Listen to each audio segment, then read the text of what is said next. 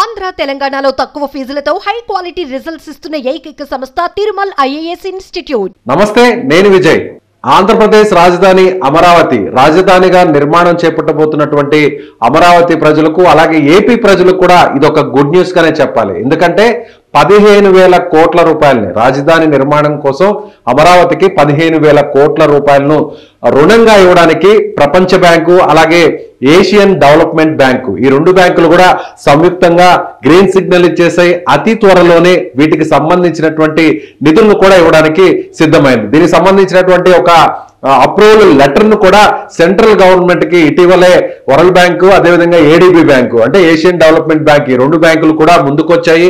దాదాపుగా 15,000 కోట్ల రూపాయలను ఇవ్వడానికి సిద్ధంగా ఉన్నామంటూ కూడా ఈ బ్యాంకులు కూడా ప్రకటించింది. ఇప్పటికే దాదాపుగా అంటే అమరావతి నిర్మాణం కోసం ఇప్పటికే దాదాపు ఆగస్టు మాసం నుంచి కూడా అటు ముఖ్యంగా వరల్డ్ బ్యాంక్ నుంచి నిధులు తీసుకురావడం కోసం అటు రాష్ట్ర ప్రభుత్వం అదేవిధంగా కేంద్ర ప్రభుత్వం రెండు కూడా సంయుక్తంగా ఇప్పటికే అనేక ప్రతిపాదనలు కూడా పంపాయి. జనరల్ గా కూడా ఇదొక గుడ్ న్యూస్ గా మేజర్ గుడ్ న్యూస్ గా చెప్పాలి. ఎందుకంటే ఇప్పటి వరకు కూడా రాజధాని నిర్మాణానికి సంబంధించినటువంటి అన్ని రకాల ఏర్పాట్లు పూర్తి చేస్తున్నటువంటి ప్రభుత్వం అందుకు అవసరమైనటువంటి నిధులను కేంద్ర ప్రభుత్వం ఇవ్వాలి అనేటువంటి ఆలోచన చేయడం, అందుకు తగ్గట్టుగానే కేంద్రం కూడా ఇటీవల బడ్జెట్ కి సంబంధించినటువంటి బడ్జెట్ నిధుల్లో కూడా ఒక ప్రకటన కూడా చేసింది. ఏపీకి రాజధాని నిర్మాణం అమరావతి కోసం ఈ ఏడాది 15,000 కోట్ల రూపాయలను ఇవ్వబోతున్నట్టుగా కేంద్ర ప్రభుత్వం ప్రకటన చేసింది.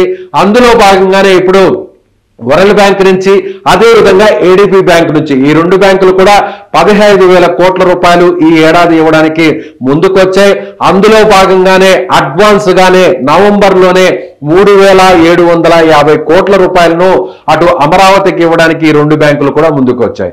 ఢిల్లీలో గురువారం రోజున దీనికి సంబంధించినటువంటి సమావేశం 3వ తారీఖున జరగబోతుంది.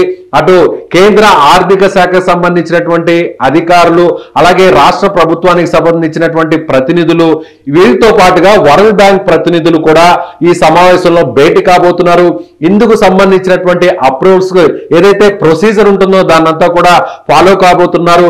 నవంబర్ నెలలోనే కేవలం కొన్ని నెలల వ్యవధిలోనే మొత్తం అప్రూవల్స్ అంతా వచ్చిన తర్వాత అడ్వాన్స్ గా 3,750 కోట్ల రూపాయలను అమరావతికి ఇవ్వబోతున్నారు. మరొక విషయం ఏంటంటే వరల్డ్ బ్యాంకు అదేవిధంగా ఏడీబీ బ్యాంకు ఇంత పెద్ద బ్యాంకులు ఎక్కడైనా కూడా రుణాలు ఇవ్వాలన్నా కూడా ఏ దేశానికైనా ఏ రాష్ట్రానికైనా ఏ ప్రాజెక్టుకైనా కూడా రుణాలు ఇవ్వాలంటే జనరల్ గా మినిమం అంటే 1 సంవత్సరం కాలం పడుతుంది. కానీ ఈ అమరావతి ప్రాజెక్టు కోసం అమరావతిలో క్యాపిటల్ నిర్మాణం కోసం కేవలం 3 నెలల వ్యవధిలోనే 15,000 కోట్ల రూపాయలను ఇవ్వడానికి ముందుకొచ్చింది. దీనికి కారణం అటు రాష్ట్ర ప్రభుత్వం ఉన్నటువంటి చిత్తశుద్ధి అదేవిధంగా కేంద్ర ప్రభుత్వంలో ఉన్నటువంటి పెద్దలకు సంబంధించినటువంటి సహకారం అటు ఏపీ గవర్నమెంట్ అలాగే సెంట్రల్ గవర్నమెంట్ ఈ రెండు గవర్నమెంట్లు కూడా సంయుక్తంగా వరల్డ్ బ్యాంకును కోరడం ఆ వెంటనే వరల్డ్ బ్యాంక్ కూడా ఒప్పుకోవడం. మరొక విషయం ఏంటంటే రాజధానిలో ఇప్పటికే కొన్ని నిర్మాణాలు ప్రారంభ దశలో ఉన్నాయి. అంటే గతంలో జరిగినటువంటి అంటే టీడీపీ ప్రభుత్వ హయాంలో జరిగినటువంటి నిర్మాణాలను తిరిగి యథావిధిగా కొనసాగించడానికి రైతులకు సంబంధించినటువంటి పొలాలు భూములు ఇచ్చినటువంటి రైతులకు సంబంధించినటువంటి ఆ ప్లాట్స్ ను వాటిని డెవలప్మెంట్ చేయడానికి అదేవిధంగా రాజధానికి సంబంధించినటువంటి రోడ్ల నిర్మాణం చేపట్టడానికి అదేవిధంగా సచివాలయం నిర్మాణానికి అసెంబ్లీ నిర్మాణానికి అదేవిధంగా అక్కడ ఆయా విభాగాల అధిపతులు విభాగాలకు సంబంధించినటువంటి నిర్మాణాలు చేపట్టడానికి వీటన్నిటికీ కూడా తొలి దశలో దాదాపుగా 49,000 కోట్ల రూపాయలు ఖర్చవుతుందని ఇప్పటికే ఏపీ గవర్నమెంట్ అంచనా వేసింది. అందులో భాగంగా తొలి దశలోనే వరల్డ్ బ్యాంక్ నుంచి మనకు 15,000 కోట్లు రాబోతున్నాయి. అయితే ఇక్కడ మరొక ప్రశ్న కూడా అందరికీ ఉత్పన్నం కావచ్చు. 15,000 కోట్ల రూపాయలు ఇచ్చేది రుణంగానే కదా, లోన్ గానే ఇస్తున్నారు కదా, అప్పుగానే ఇస్తున్నారు కదా, మరి ఈ భారం అంతా కూడా మన గవర్నమెంట్ మీద మన ప్రభుత్వం మీద ఏపీ మీద పడుతుంది కదా, దీంట్లో సంతోషించాల్సినటువంటి విషయం ఏంటి అనేటువంటి అనుమానం అందరికీ కలుగుతుంది.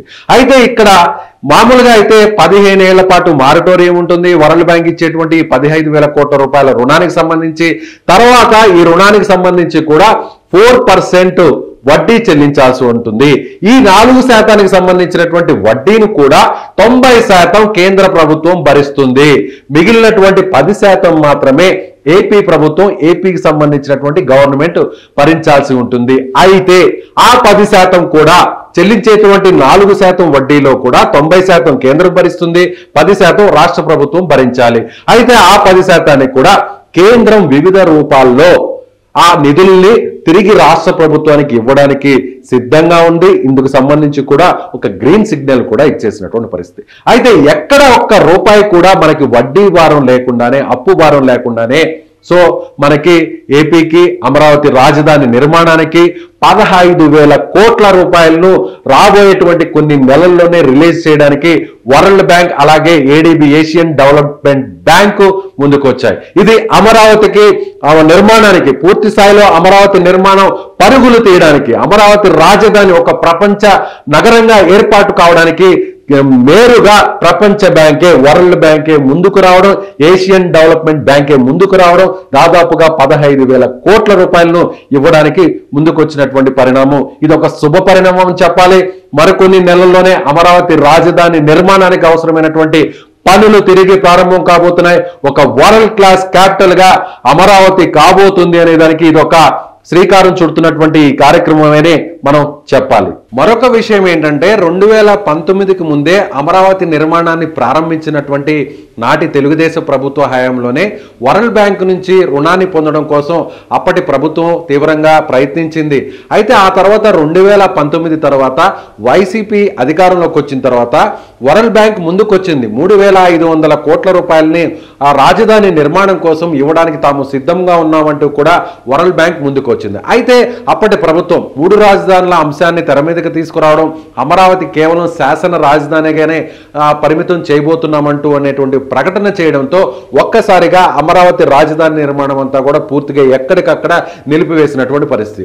అదేవిధంగా వరల్డ్ బ్యాంక్ ఇవ్వడానికి సిద్ధంగా ఉన్నప్పటికీ కూడా అప్పుడు 3,500 కోట్లు 2019లో ఇవ్వడానికి ముందుకొచ్చినప్పటికీ కూడా నాటి ప్రభుత్వం అమరావతి రాజధాని నిర్మాణానికి మీరిచ్చేటువంటి రుణం మాకు అవసరం లేదంటూ నేరుగా కేంద్రంలో ఉన్నటువంటి ఆర్థిక శాఖకు సంబంధించినటువంటి అధికారుల చేత అక్కడ వరల్డ్ బ్యాంకుకు సంబంధించి కూడా అధికారులకు చెప్పడం జరిగింది. సో అప్పుడు రావాల్సినటువంటి 3,500 కోట్ల రూపాయలు కూడా అప్పట్లో ఆగిపోయాయి. తర్వాత తిరిగి ఇప్పుడు అధికారంలోకి వచ్చినటువంటి కూటమి ప్రభుత్వం, తెలుగుదేశం, జనసేన, బీజేపీ ప్రభుత్వం వెంటనే రాజధాని నిర్మాణానికి నడుం బిగించడంతో అందులో భాగంగానే ఇప్పుడు రాబోతున్నటువంటి వరల్డ్ బ్యాంక్ ఇవ్వబోతున్నటువంటి ఈ 15,000 కోట్ల రూపాయలను త్వరితగతిన రావడం కోసం తీవ్రంగా ప్రయత్నించిందనే చెప్పాలి.